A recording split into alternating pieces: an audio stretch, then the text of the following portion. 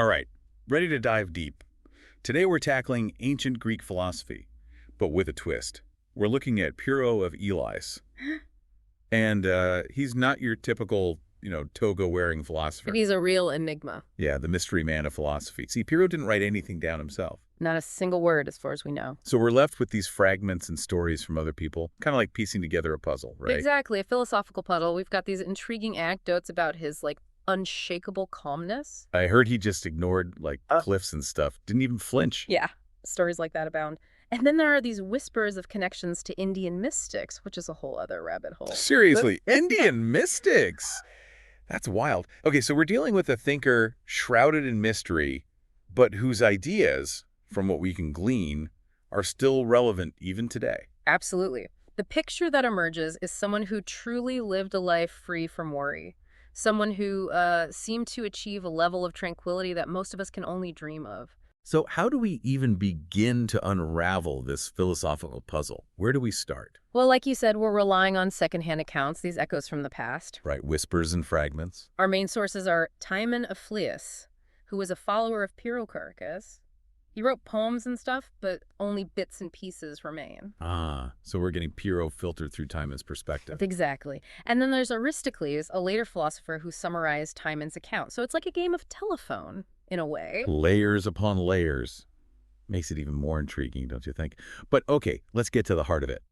What did these accounts actually tell us about Pyrrho? What makes him stand out from all the other philosophers? One of the most striking things is his legendary impassivity, his unwavering calmness. Like the cliff thing, right? Yeah. Seriously, how do you just ignore a cliff? Right. Stories abound about his ability to remain unfazed, even in situations that would send most of us into a panic.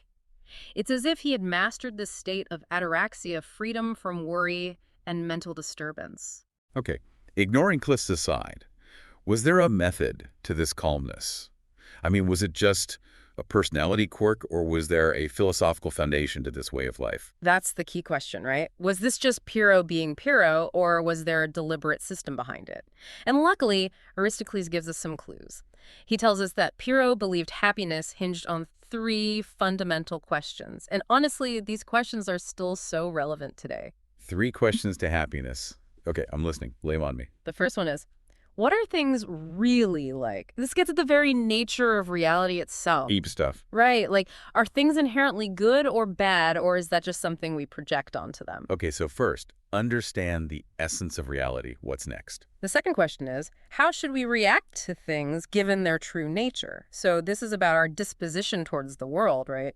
Should we cling to our judgments, our beliefs, or is there a more flexible approach? So first, understand reality, then figure out the appropriate response. Makes sense. What's the third question?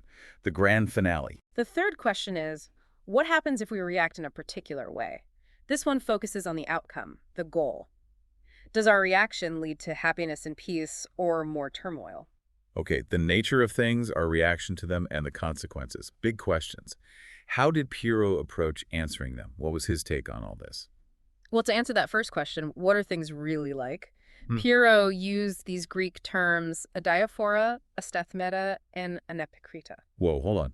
Even I don't speak ancient Greek. Fair enough. Essentially, he's saying that things are indifferent, unstable, and indeterminate. They don't have an inherent fixed nature. So it's not that we just can't figure them out, it's that they don't have a fixed essence. Right.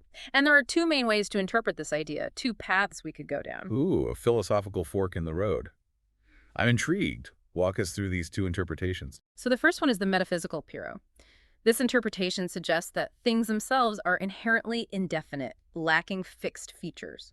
It's not just that we can't know what they are, it's that they don't have a fixed essence. We try to impose our categories on a reality that's fundamentally fluid, always changing. It's like trying to nail down a cloud. Our labels just don't stick. Exactly. Now, the second interpretation is the epistemological Pyrrho. This one focuses more on our ability to know things, to grasp their true nature. So instead of saying reality is indefinite, this view says we just can't truly know what it's like because we're limited. Right. Our senses are imperfect. Our opinions are subjective. We can never be absolutely sure about the objective truth of things. 2 very different perspectives on the same fundamental idea.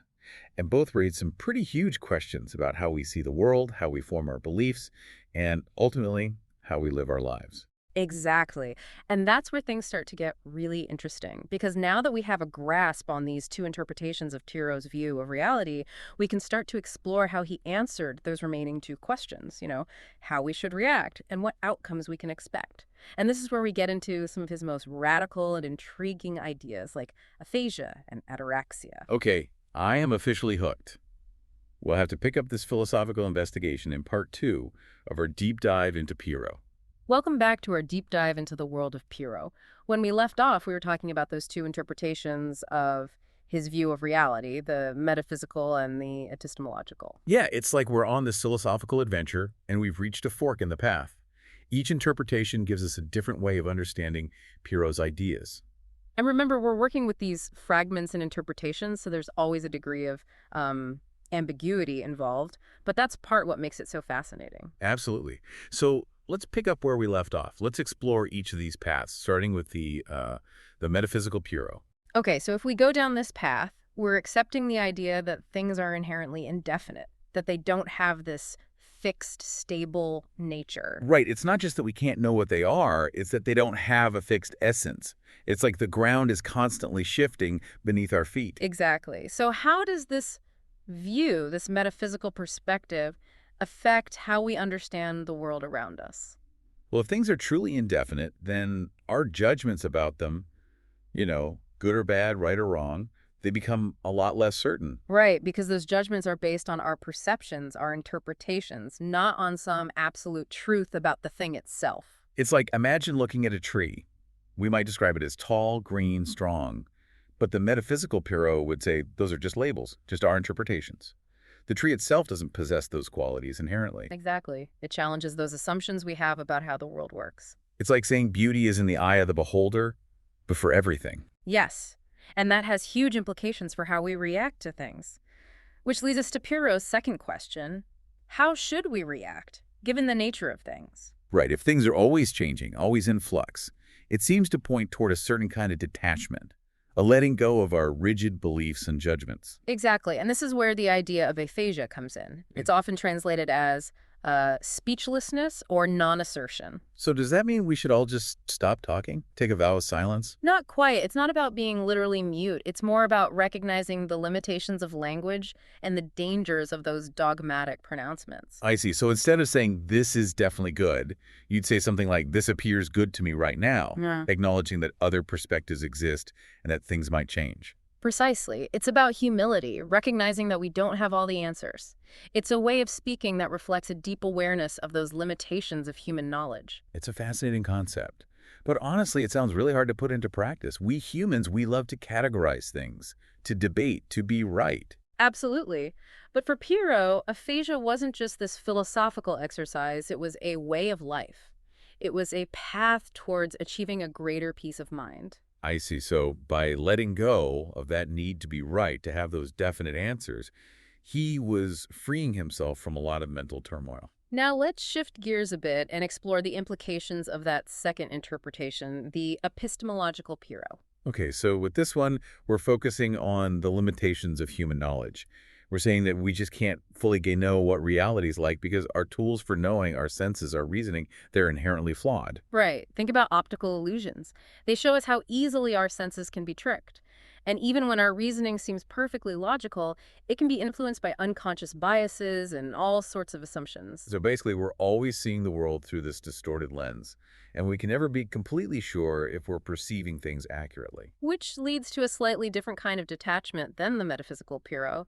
It's not so much about the nature of reality itself, but about our ability to grasp it.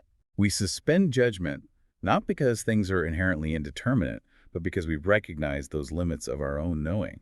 And that leads to a certain humility, a willingness to admit we don't have all the answers. And that's a key part of achieving ataraxia. It's like saying, I might be wrong about this, but not just about one specific thing, about everything. It's a humbling perspective, for sure. We live in a world that's constantly bombarding us with information and opinions, and it's so easy to get caught up in that need to take a stance, to have a definite answer. Right, like we have to have an opinion on everything. Exactly.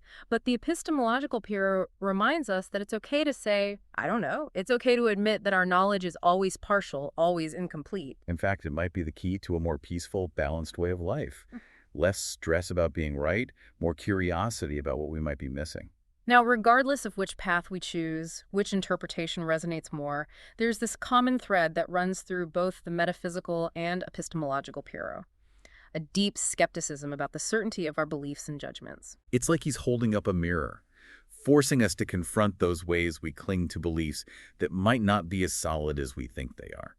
And that challenge, that invitation to question, is what makes Pyrrho so compelling, even thousands of years later. He forces us to think differently, to approach the world with a healthy dose of skepticism and humility. So we've covered a lot of ground here talking about Pyrrho's ideas, but there's this one aspect we haven't touched on yet, his unique speech patterns. Apparently he had this unusual way of expressing himself that reflected his non-committal stance. Yes, it said that he rarely made definitive statements. Instead of saying, honey is sweet, he might say, honey appears sweet to me, or honey is no more sweet than bitter. Wow, so he was constantly hedging, refusing to be pinned down. That must have been frustrating for people who were used to more straightforward answers. Perhaps. But it's a powerful way of putting his philosophy into practice. It's a constant reminder to question our assumptions, to remember that our perceptions are just that, perceptions, not absolute truth. It's like he was embodying his philosophy in his very way of speaking. But this raises a practical question for me. If Pyrrho was so skeptical, so non-committal, how did he actually, live in the world? How did he make decisions and navigate everyday life? That's a great question. And it leads us to one of the more perplexing aspects of Pyrrho's philosophy, his reliance on what he called appearances. Okay, so last time we were talking about how Pyrrho made decisions. I mean, if he doubted our ability to truly know things, how did he actually live his life? Did he just walk around in a constant state of, I don't know? Not really. No, there's evidence that suggests he relied on what he called appearances. It's a tricky concept, though, so let's be careful how we unpack it. All right, appearances. So even though he questioned our ability to know things for sure, he still acknowledged that how things appear to us in the moment matters. Okay, I'm following so far, but how's that different from just, going with your gut? Is it just a fancy way of saying do what feels right? It's more nuanced than just going with your gut. I think following your gut can be impulsive, reacting without thinking things through. For Pyrrho, relying on appearances seems to be more about careful observation of the situation without imposing our judgments or desires. So it's about being present, really paying attention to what's happening around us, Yeah. and not letting our biases cloud our perception. It's almost like a form of mindfulness, right? Yeah, you're onto something there. It's a very grounded approach, recognizing that, hey, we have to make choices, even when we're not totally certain. But instead of relying on these rigid beliefs or abstract principles, we should look to the specifics of the situation, to how things actually appear to us at that moment. So it's about staying open to the experience, to the ever-changing nature of things. Makes sense, considering his overall philosophy.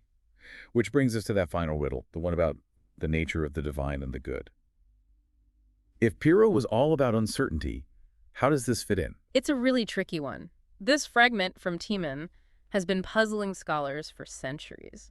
It almost seems to suggest that, maybe Pyrrho made an exception to his skepticism when it came to the divine and the good. Like maybe he believed in something eternal, unchanging. Wait, hold on. I thought we established that Pyrrho was all about questioning everything. Didn't he say things are indeterminate, lacking a fixed essence? How can he believe in something absolute like the divine? Right, that's the million-dollar question. And there are a few different ways to approach it. Some argue that Pyrrho might have seen the divine and the good as these fundamental truths that transcended all the uncertainty. Okay, so maybe he saw these concepts as a kind of anchor. Yeah. A grounding point in this world that's always in flux. Right. It would explain how he was able to achieve that level of tranquility if he had something to hold on to amidst all the chaos. That's one way to look at it, but some find it hard to reconcile with the rest of his philosophy. They suggest that Timon, as a poet, might have just been using a bit of literary flourish to emphasize Pyrrho's state of mind. So instead of a literal belief in the divine, it's more like a poetic way of expressing Pyrrho's unshakable peace, like saying someone has a divine aura without actually meaning they're a deity or something. Precisely. It wouldn't be the first time a philosopher has used poetic language to get their point across, and then there's a more radical interpretation. Some suggest that Timon might have been using irony or even sarcasm. Irony. From an ancient philosopher, now we're going deep down the rabbit hole. I know, right? But Timon was known for his wit, his satirical style. Maybe he was subtly poking fun at those other philosophical schools that clung to these big, grand theories about the divine and the good. Instead of endorsing this belief in something absolute, he's actually highlighting how absurd it is to make such claims in a world full of uncertainty. It's a pretty bold move. It is. And it would definitely align with Pyrrho's whole thing, questioning assumptions and rejecting dogma. So it seems we're left with a mystery, a fragment that just doesn't fit neatly into any one explanation, which I guess is fitting for a philosopher as elusive as Pyrrho. And maybe that's part of the beauty of ancient philosophy. We're often left with more questions than answers. It's like piecing together this ancient puzzle with some pieces missing. We might never have those definitive answers, but the searching, the inquiry, is what makes it so enriching. Exactly. It reminds us that there's always more to learn, more to question, more to explore. Pyrrho might not give us all the answers, but he pushes us to think differently, to embrace uncertainty, and to find peace not in dogma, but in the very act of questioning. So, to our listeners, what did you find most intriguing about Pyrrho? Did his ideas challenge your assumptions? Did they leave you with more questions than answers? We'd love to hear your thoughts. Share them with us, and let's keep this conversation going.